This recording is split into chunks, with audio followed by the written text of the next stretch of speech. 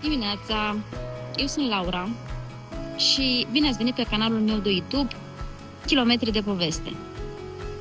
Aceasta este motocicleta mea. Dețin o Honda CBR 650R din 2023. Este o motocicletă sport touring în 4 cilindri, adică suficient de sportivă pe curbe, dar și destul de confortabilă pentru drumuri mai lungi. Momentan această motocicletă îmi oferă exact ceea ce îmi doresc. A fost cea mai bună alegere pentru mine. O am de 1 an și jumătate și am făcut 20.000 de kilometri. Momentan suntem la Peco, bem cafeluța. Motoarele sunt pregătite.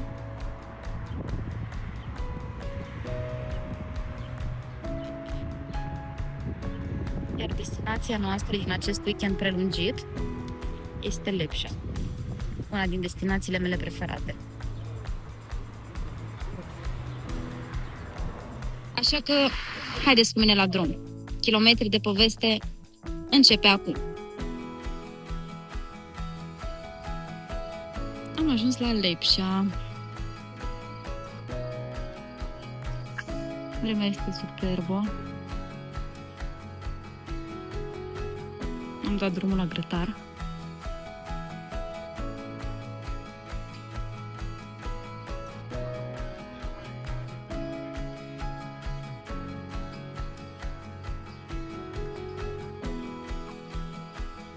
Pensiunea este foarte frumoasă. Acolo sunt toți prietenii, s-au apucat de grătar.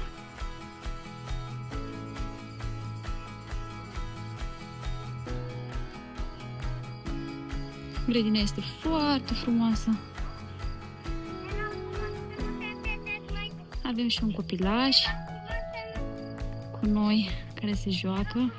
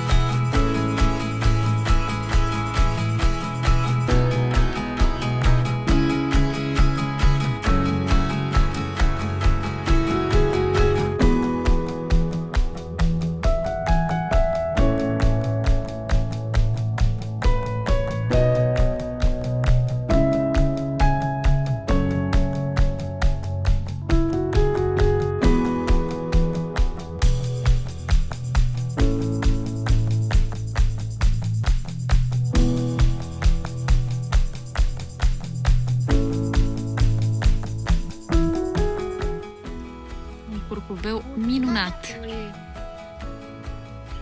2, de fapt.